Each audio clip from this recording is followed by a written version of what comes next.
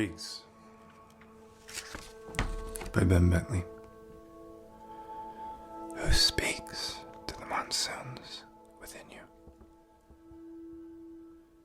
Remember that smell after a downpour on the dobies, and a killdeer flushes before the flies find you in the air as a twilight noon? What do you, Driggs? What is it you remember? Could you tell me who put thimbleberries below Thimble Rock, or who thumped through the stallweg to build a home? It is no coincidence when star, silk, and moonlights align, so tell me, Driggs, do tell. If I squint, I remember a canyon with two mouths, one head, and a hand full of cactus.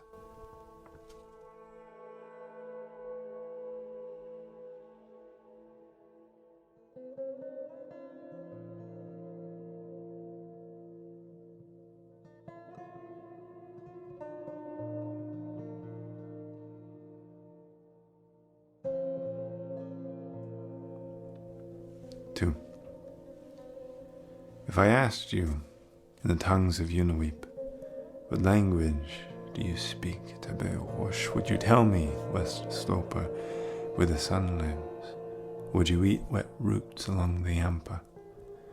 Would you watch the turbid streams slacken into a ruddy Uncompahgre, then settle down into the blue-green earth? Sawatch, Sawatch, Sawachi. For do we weep? For Hoven weep? Or have you forgotten that deserted valley? And where are the people now? No, she. And where is there water? Water. You are enough. You are never ever wasted. Breeze up my knees and blossom water, or wash to sea, no matter. You are water. We are water. You are water. Will there come a time when we weep and yell and weep, and the ditch riders of our hearts come to dredge our tear ducts dry? There are no trout on this jury, no sleek salmon to say, don't muddy the water with your prior appropriations, man. My tears are salty, and you have no jurisdiction here.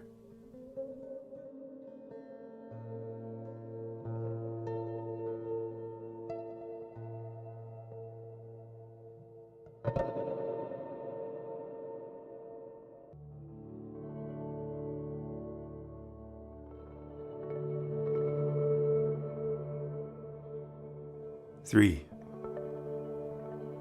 Stray shafts of sunlight, rough ashlar, mortar, and stone. Watch it, and surely, when you look through the arch, there will be a fawn in the apricot. Surrender to it. Let the fawn's light lick you. Then tell me if you also would not live here. I've never known two firs to be foes. Never seen a willow sell its shadow to the ground.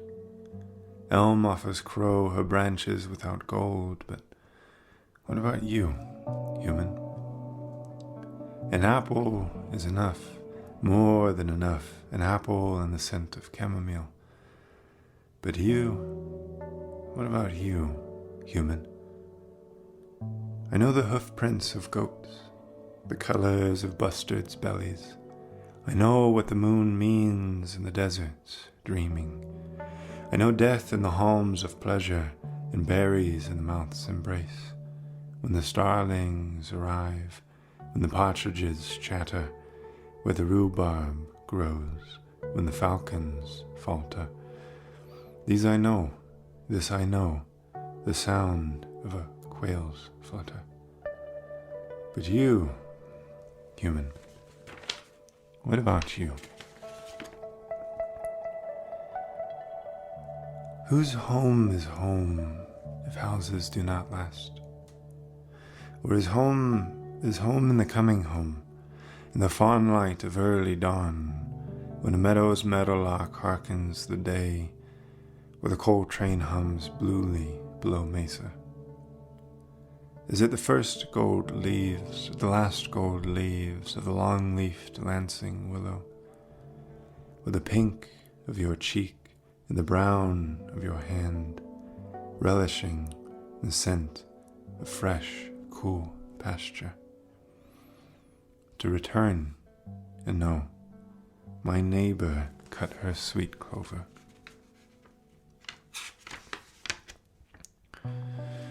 Well, Driggs, where should I live? Where shall I build my buggy and tear it down again? I must learn, like the hermit of the hemlocks. I am no desert daisy, can garden my own garden, but can't say much on your petunias, that stood tall in the tall of a dark forest, listening to the sway of silence. Listening, Driggs, listening, as sandstone tumbles into sunset.